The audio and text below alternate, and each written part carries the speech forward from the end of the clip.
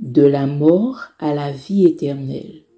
Le psaume 116, verset 15 nous dit ceci.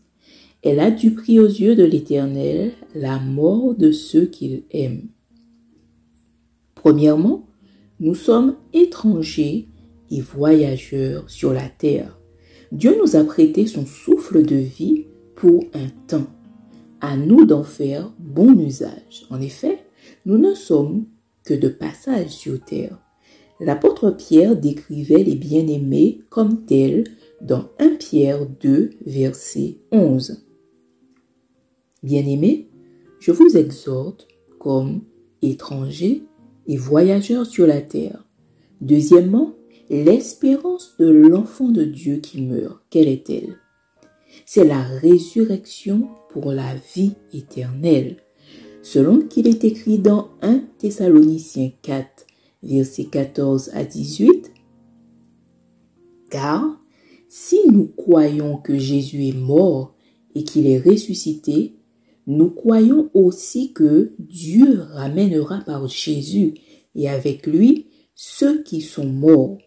Voici en effet ce que nous vous déclarons d'après la parole du Seigneur.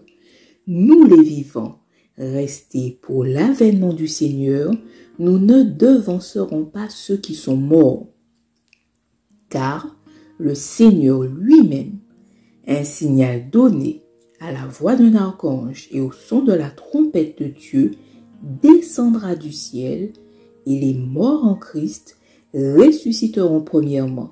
Ensuite, nous les vivants, qui serons restés, nous serons tous ensemble enlevés avec eux sur des nuées à la rencontre du Seigneur dans les airs, et ainsi nous serons toujours avec le Seigneur. Consolez-vous donc les uns des autres par ces paroles. Amen. Dieu te reconnaît-il comme étant son enfant? Ton nom est-il inscrit dans le livre de vie? Apocalypse 3, verset 5 nous dit « Celui qui vaincra sera revêtu ainsi de vêtements blancs. Je n'effacerai point son nom du livre de vie, et je confesserai son nom devant mon Père et devant ses anges. » Jean 11, versets 25 et 26 nous dit ceci. Jésus lui dit, « Je suis la résurrection et la vie. Celui qui croit en moi vivra quand même et serait mort, et quiconque vit et croit en moi ne mourra jamais. » Crois-tu en cela? Troisièmement, le devenir de la personne qui meurt sans Christ, quel est-il? Luc 16, versets 19 à 26 nous dit ceci. Il y avait un homme riche qui était vêtu de pourpre et de fin lin et qui chaque jour menait joyeuse et brillante vie. Un pauvre nommé Lazare était couché à sa porte, couvert d'ulcères et désireux de se rassasier des miettes qui tombaient de la table du riche. Et même les chiens venaient encore lécher ses ulcères. Le pauvre mourut et il fut porté par les anges dans le sein d'Abraham. Le riche mourut aussi et il fut enseveli. Dans le séjour des morts, il leva les yeux et tandis qu'il était en proie au tourment, il vit de loin Abraham et Lazare dans son sein. Il s'écria, « Père Abraham, aie pitié de moi et envoie Lazare pour qu'il trempe le bout de son doigt dans l'eau et me rafraîchisse la langue, car je souffre cruellement dans cette flamme. » Abraham répondit, « Mon enfant, souviens-toi que tu as reçu tes biens pendant ta vie et que Lazare a eu les maux pendant la sienne. Maintenant, il est ici consolé et toi tu souffres.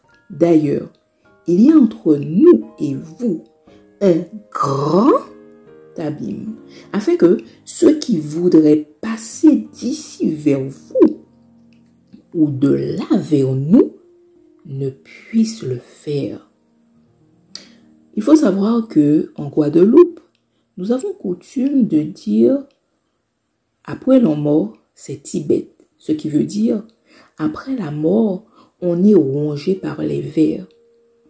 Ce passage que nous venons de lire dans Luc 16, versets 19 à 26, nous éclaire en nous faisant voir que, premièrement à la mort, l'enfant de Dieu et celui n'ayant pas Christ dans sa vie vont tous au séjour des morts, qui est une destination provisoire pour les morts, mais qui est en deux parties. Une partie pour les justes, donc pour les enfants de Dieu, et cette partie est un lieu de repos, que nous voyons dans Apocalypse 14, verset 13. Et j'entendis du ciel une voix qui disait, « Écris heureux dès à présent les morts qui meurent dans le Seigneur. » Oui, dit l'Esprit, afin qu'ils se reposent de leurs travaux, car leurs œuvres les suivent. La deuxième partie, c'est pour les injustes, les personnes sans Christ dans leur vie. Et c'est un lieu de tourment, comme nous l'avons vu, de souffrance, tel un premier jugement. Deuxièmement, toujours d'après le passage de Luc 16, l'enfer ou la fournaise ardente ou l'étang ardent de feu et de soufre ou le feu éternel sont égales à la seconde mort. C'est la destination finale de la personne qui meurt sans Christ, le perdu. Daniel 12, verset 2 nous dit, « Plusieurs de ceux qui dorment dans la poussière de la terre se réveilleront, les uns pour la vie éternelle et les autres pour l'opprobre, pour la honte éternelle. » Hébreux 9, verset 27 nous dit, « Et comme il est réservé aux hommes de mourir une seule fois, après quoi vient le jugement. » Apocalypse verset 20, verset 13 nous dit, « La mer rendit les morts qui étaient en elle. La mort et le séjour des morts rendirent les morts qui étaient en eux. Et chacun fut jugé selon ses œuvres. » Apocalypse 21, verset 8 nous dit, « Mais pour les lâches, les incrédules, les abominables, les meurtriers, les impudiques, les enchanteurs, les idolâtres et tous les menteurs, leur part sera dans l'étang ardent de feu et de soufre, ce qui est la seconde mort. » Et troisièmement, toujours d'après ce que nous dit Luc 16, la vie éternelle est la destination finale de l'enfant de Dieu. Prier pour un mort ne lui permettra pas de vivre aux côtés de Dieu et de son Fils Jésus. Les morts ne sont pas au cimetière, mais au séjour des morts. C'est de notre vivant que nous devons faire le choix de notre destination, l'enfer ou la vie éternelle. Philippiens 1, verset 21 nous dit, « Car Christ est ma vie et la mort m'est un gain. » Quand on est jeune, en bonne santé, vivant belle et heureuse vie sur terre, on ne pense pas à la mort.